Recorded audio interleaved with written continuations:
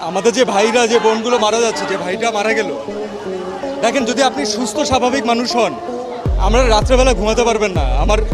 আমার কানে এখনো বাজে যে কারো পানি লাগবে, কত পানি আসছে এখন, কারো পানি লাগবে। তো এটা যতদিন মাথায় থাকবে ততদিন পর্যন্ত আমরা শান্তিতে ঘুমাতে পারবো না। 24 ঘন্টার আলটিমেটাম দিলেন সিয়াম আহমেদ, বললেন এটার সমাধান করেন, না হলে পদ থেকে পদত্যাগ করেন। এবং এই বাচ্চাগুলো কোনো অনৈতিক দাবি রাখে নাই যে তাদেরকে এভাবে করে প্রাণ হারাইতে হবে। এক একজন বাবা মার আহাজারি, এটা যার যায় সে বুঝে ভাই।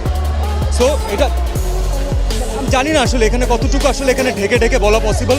আমি কোনো ঢেকে কোনো কথা বলতে চাচ্ছি না আসলে। আর শিক্ষার্থীদের কিভাবে গুলি করছে পুলিশ, এটার অনুমতি কিভাবে দিলেন শেখ হাসিনা?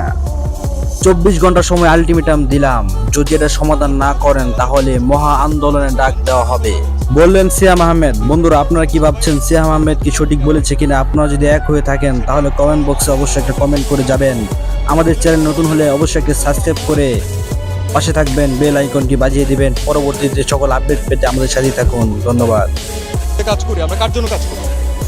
কোনো ইন্ডিভিজুয়ালকে দেখানোর জন্য কাজ করি না, আমরা দেশের মানুষের জন্য কাজ করি।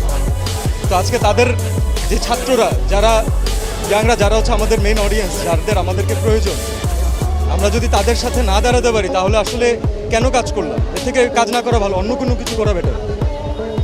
আমার নিজের বাচ্চা আছে ভাই, আমি জানি যে আজ থেকে 10 বছর পরে, 15 বছর পরে, 20 বছর পরে ও একদিন এই ব্যাপারে জানবে এবং ও একদিন আমাকে কোয়েশ্চেন করবে যে মানে তুমি কি করছো।